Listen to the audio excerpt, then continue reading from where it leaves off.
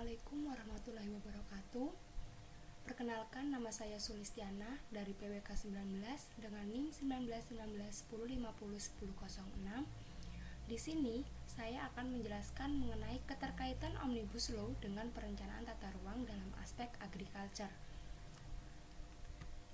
Di dalam pembahasan ini terdapat 3 konten. Yang pertama yaitu Omnibus Law, perencanaan tata ruang, dan agriculture.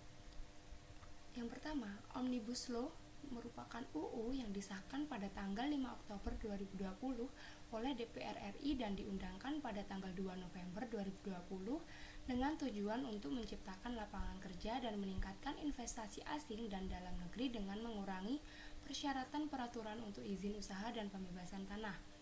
UU ini telah menuai banyak kritik karena dikhawatirkan akan merugikan hak-hak pekerja serta meningkatkan deforestasi Indonesia dengan mengurangi perlindungan lingkungan. Bahkan, segala rangkaian unjuk rasa di berbagai daerah di Indonesia telah dilakukan untuk menuntut agar UU ini dicabut. Nah, setelah mengetahui apa itu Omnibus Law, selanjutnya saya akan jelaskan mengenai historis Omnibus Law.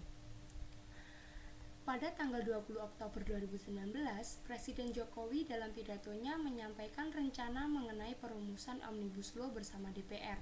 Dalam pembahasannya terdapat 2 UU yang tercakup, yaitu UU Cipta Lapangan Kerja dan UU Pemberdayaan UMKM. Selanjutnya pada Februari tahun 2020, pemerintah Indonesia mengajukan UU Sapu Jagat atau Omnibus Law ini ke DPR dengan target musyawarah yang direncanakan selesai dalam waktu 100 hari. Draft RUU ini kemudian dikritik oleh elemen media Indonesia, kelompok hak asasi manusia, serikat pekerja, dan organisasi lingkungan hidup karena dinilai mendukung oligarki dan membatasi hak sipil rakyat. Kemudian pada tanggal 5 Oktober 2020, RUU Cipta Kerja ini disahkan menjadi UU Cipta Kerja. Pengesahan ini dilaksanakan lebih cepat dari tenggat waktu yang telah ditentukan, yaitu 8 Oktober 2020. Sebelum RUU ini disahkan, terdapat 35 perusahaan investasi yang mengirim surat dengan tujuan mengingatkan bahwa RUU ini mengandung konsekuensi berbahaya bagi lingkungan. Nah, setelah mengetahui historis Omnibus Law, saya akan menjelaskan mengenai perencanaan tata ruang. Perencanaan tata ruang sendiri merupakan suatu proses yang dilakukan untuk menentukan struktur ruang dan pola ruang yang meliputi penyusunan dan penetapan rencana tata ruang. Perencanaan tata ruang dilakukan untuk menghasilkan rencana umum dan rencana rinci tata ruang. Rencana umum tata ruang ini disusun berdasarkan pendekatan wilayah administratif dengan muatan substansi yang mencakup rencana struktur ruang dan pola ruang. Untuk rencana rinci tata ruang merupakan rencana yang disusun berdasarkan pendekatan nilai strategis kawasan dan atau kegiatan kawasan dengan muatan substansi yang dapat mencakup hingga penetapan blok dan subblok peruntukan lahan. Selanjutnya yaitu agriculture. Pertanian atau agriculture merupakan aspek kegiatan pemanfaatan sumber daya hayati yang dilakukan manusia untuk menghasilkan bahan pangan, bahan baku industri atau sumber energi, serta untuk mengelola lingkungan hidupnya. Pertanian sendiri menjadi salah satu aspek dalam perencanaan tata ruang, karena aspek pertanian memerlukan lahan dalam kegiatannya. Penggunaan lahan ini juga diatur dalam dokumen perencanaan tata ruang. Nah, setelah mengetahui mengenai Omnibus Law, perencanaan tata ruang, dan agriculture, di sini saya akan menjelaskan mengenai keterkaitan Omnibus Law dengan perencanaan tata ruang pertanian. Nah, di sini terdapat 4 poin pembahasan. Yang pertama yaitu pemangkasan wewenang gubernur dan bupati, perubahan dan konsekuensi UU tata ruang akibat adanya Omnibus Law, penjelasan RUU tentang rencana tata ruang kawasan pedesaan, dan keberlangsungan pertanian di tengah Omnibus Law. Nah, pada poin yang pertama yaitu pemangkasan wewenang gubernur dan bupati. Dalam Omnibus Law ini, kewenangan gubernur dan bupati pada penataan ruang telah dipangkas. Dimaksudkan dalam kewenangannya, gubernur dan bupati dalam penataan ruang dipangkas karena UU Cipta Kerja mengurangi wewenang daerah yang tertuang dalam UU Nomor 26 Tahun 2007 tentang Penataan Ruang atau UU Tata Ruang. Salah satunya adalah kewenangan soal kawasan strategis. Wewenang pemerintah daerah provinsi meliputi pelaksanaan penataan ruang kawasan strategis provinsi. Namun sekarang dengan adanya UU Cipta Kerja ini menyisakan satu bagian saja dari UU Tata Ruang yang sebelumnya pada pasal 10 memuat 7 ayat soal wewenang provinsi dan pasal 11 memuat 6 ayat untuk kabupaten atau kota. Kewenangan daerah kini hanya sebatas pengaturan, pembinaan, pengawasan, dan pelaksanaan penataan ruang serta kerjasama antar daerah. Selanjutnya yaitu perubahan dan konsekuensi UU Tata Ruang akibat adanya Omnibus Law. Perubahan yang pertama yaitu pada pasal 8 ayat 4 UU Tata Ruang dihapus. Sebagaimana bunyinya yaitu pelaksanaan pemanfaatan ruang dan pengendalian pemanfaatan ruang kawasan strategis nasional dapat dilaksanakan pemerintah daerah melalui dekonsentrasi dan atau tugas pembantuan. Perubahan yang kedua yaitu pada pasal 9 ayat 1 UU Tata Ruang yang diganti. Semula penyelenggaraan penataan ruang ini dilaksanakan oleh seorang menteri, namun dalam UU Cipta Kerja dilaksanakan oleh pemerintah pusat. Perubahan yang ketiga yaitu pada pasal 18 dalam rancangan Undang-Undang Cipta Kerja merevisi Undang-Undang Nomor 26 Tahun 2007. Ketentuan yang dihilangkan adalah pasal 48 sampai 54. Pasal-pasal tersebut memuat aturan mengenai perencanaan tata ruang, pemanfaatan, pengendalian dan kerjasama ruang kawasan pedesaan.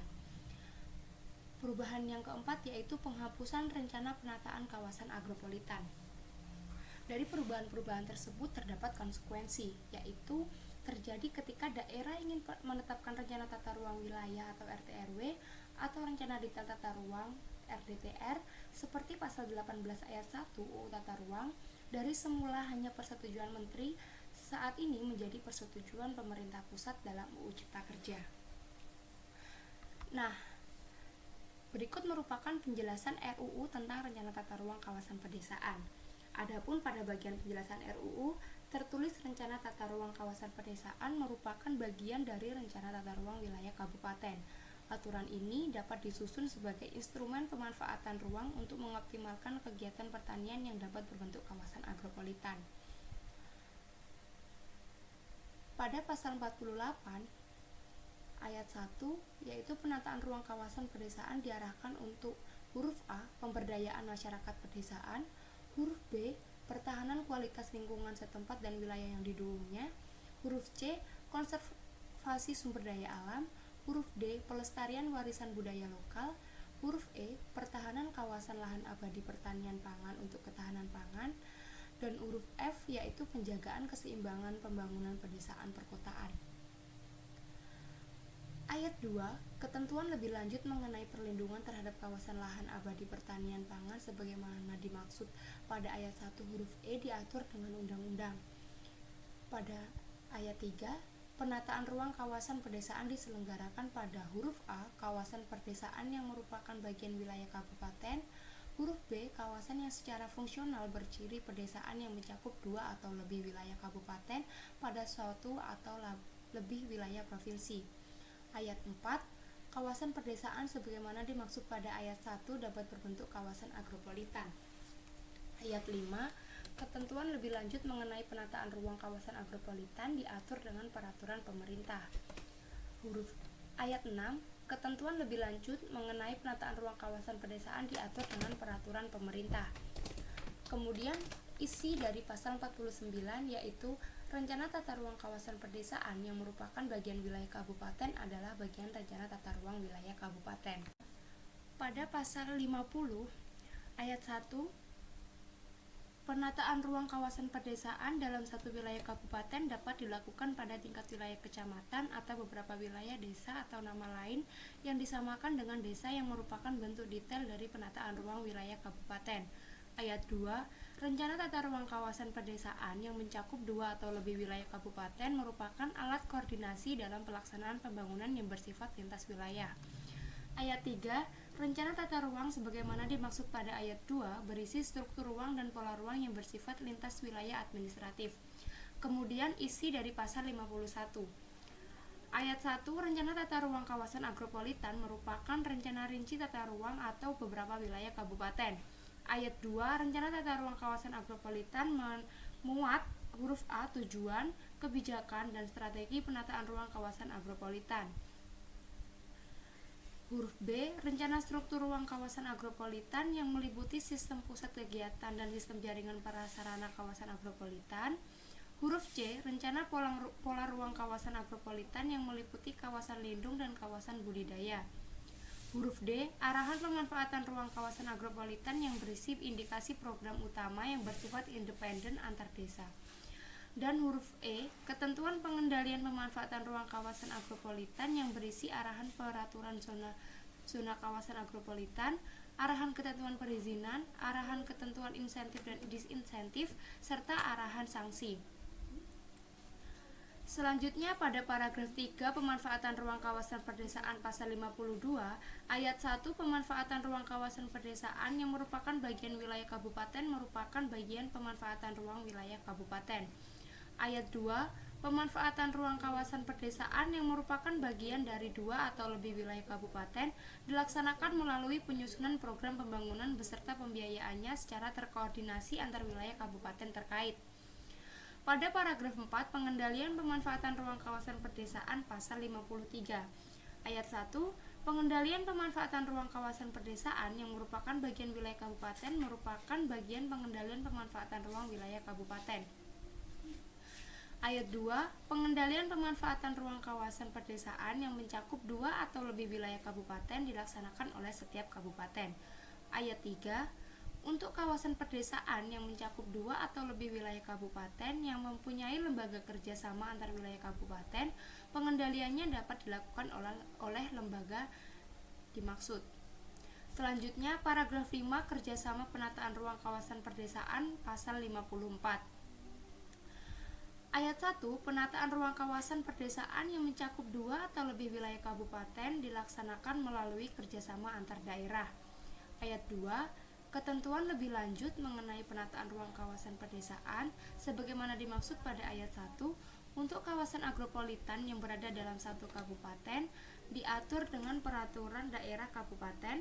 Untuk kawasan agropolitan yang berada pada 2 atau lebih wilayah kabupaten diatur dengan peraturan daerah provinsi, dan untuk kawasan agropolitan yang berada pada 2 atau lebih wilayah provinsi diatur dengan peraturan pemerintah.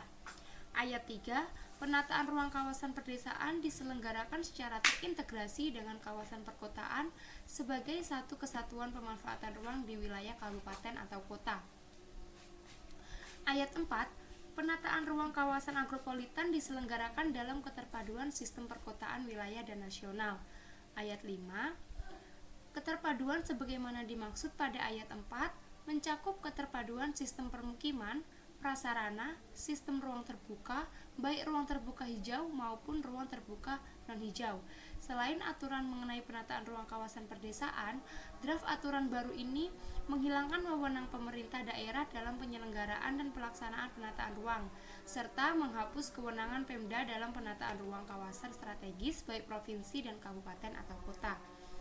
Nah, setelah membahas lebih lanjut mengenai Omnibus Law, penataan ruang, dan pertanian, di sini akan dibahas mengenai keberlangsungan pertanian di tengah Omnibus Law.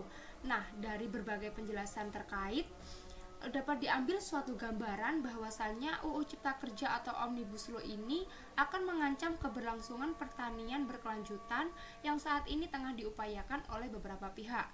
Dengan adanya Omnibus Law ini, konversi lahan sawah ke non-pertanian akan lebih masif. Karena aturan yang dinilai lebih longgar, konversi lahan yang semula diatur ketat menjadi lebih longgar. Hal ini disebabkan lahan-lahan pertanian bisa dikonversi menjadi non-pertanian dengan alasan untuk kepentingan umum. Lahan-lahan pertanian dipastikan akan bebas dikonversialisasikan dan ditransaksikan oleh siapapun pemilik modal tanah. Nah, pada akhirnya petani-petani dan rakyat kecil di pedesaan akan kalah dalam kompetensi. Berbagai pihak yang bersangkutan juga banyak angkat bicara terkait adanya aturan ini. Seperti halnya ada yang mengatakan bahwa tanah itu seolah hanya dilihat sebagai fungsi ekonomi, tidak sebagai fungsi sosial. Dan dan tidak memikirkan ekologi, namun hanya memikirkan ekonominya saja. Nah, selanjutnya dari beberapa pembahasan tersebut dapat ditarik kesimpulan bahwasanya keterkaitan UU Cipta Kerja dengan perencanaan tata ruang dalam aspek agriculture dapat diambil suatu gambaran bahwasanya UU Cipta Kerja atau Omnibus Law ini akan mengancam keberlangsungan pertanian berkelanjutan. Sekian penjelasan dari saya, kurang lebihnya mohon maaf. Billahi taufiq wal hidayah. Wassalamualaikum warahmatullahi wabarakatuh.